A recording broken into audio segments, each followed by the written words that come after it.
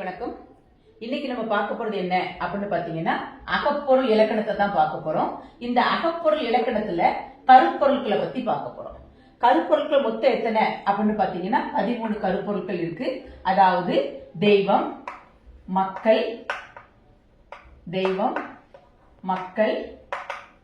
மலர் அதாவது பூ, மரம், விலங்கு, இந்த மாதிரி இன்னும் என்ன செய்யுது நிறைய இருக்கு. நிறைய கருப்பொருட்கள் இருக்கு. மொத்த முல்லைனா என்ன அப்படின்னு பாத்தீங்கன்னா காடு சார்ந்த இடமும். இததான் நம்ம என்ன சொல்றோம், முல்லைன்னு சொல்றோம். இப்ப இந்த முல்லை நிலத்துல உள்ள கருப்பொருட்களை நம்ம எப்படி எளிமையா கண்டுபிடிக்கலாம் அப்படிங்கறத பார்க்கலாம்.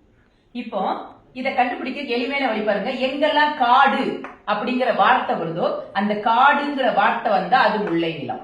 அதே மாதிரி முல்லை அப்படிங்கிற வார்த்தை வந்தா அது முல்லை நிலம். அதே மாதிரி ஏறு அப்படிங்கிற வார்த்தை வந்தாலும் அது முல்லை நிலம் தான். சரியா? ஏறுனா என்னது? ஏறுனா காளைன்னு அர்த்தம். ஏருக்கு பொருள் என்னதுமா? ஏறுனா காளை அப்படின்னு அர்த்தம். அப்ப அந்த ஏறுங்கிற பேர் எங்கெல்லாம் வந்ததோ அது முல்லை நிலத்துல உள்ள கருப்பொருள் தான். இப்ப பாருங்க, இந்த காடுங்கிற வார்த்தை இங்க வருது. காட்டுக்கோழி, இது காட்டுல உள்ள கோழி. சோ காடு இந்த வார்த்தை வருது. அப்ப இது என்னன்னா இந்த முல்லை நிலத்துல உள்ள பறவை. இது முல்லை நிலத்துல உள்ள என்னது? பறவை.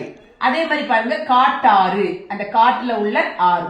அதனால இது என்னன்னு பாத்தீங்கன்னா முல்லை நிலத்துல உள்ள நீர். அப்போ இதுல எல்லாம் காடுன்னு வர்றதுனால இது முல்லை நிலத்துல உள்ள கருப்பொருள். இப்ப பாருங்க, முல்லை அப்படிங்கிற வார்த்தை இந்த வந்திருக்குது. அப்ப முல்லைன்னு வந்தாலே அது முல்லை நிலத்துல உள்ள கருப்பொருள் தான். சரியா? இப்ப முல்லை யாழ், அப்ப இது என்னது? முல்லை நிலத்துல உள்ள யாழுக்கு பேர் தான் முல்லை யாழ். முல்லையில உள்ள யாழ் என்னது? முல்லை யாழ். பண், இது முல்லையில உள்ள பண் என்ன பண்? முல்லை பண். முல்லையில உள்ள பண் என்ன பண்? முல்லை பண். இந்த முல்லை என்னன்னா பூ. அப்போ இந்த முல்லை நிலத்துல உள்ள பூக்கு என்ன பேரு? முல்லை. அப்போ முல்லையில உள்ள கருப்பொருள் பூ. இந்த பூவோட கருப்பொருள் தான் என்னது? முல்லை.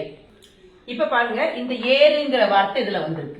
ஏற்கனவே ஏறுனா காளைன்னு சொல்லியிருக்கேன். அப்ப ஏறுகோட் பறை, அந்த இந்த முல்லை நிலத்துல உள்ள பறைக்கு என்ன பேரு? ஏறுகோட் பறை. அப்ப ஏறுங்கிற வார்த்தை வந்திருக்கு. அது முல்லை நிலத்துல உள்ள கருப்பொருள். அதே மாதிரி பாருங்க, ஏறு தழுவுதல், அந்த காளையை அடக்குறது. சரியா? அப்ப இந்த இதுல என்ன செஞ்சிருக்கு? ஏறுன்னு வந்திருக்கு.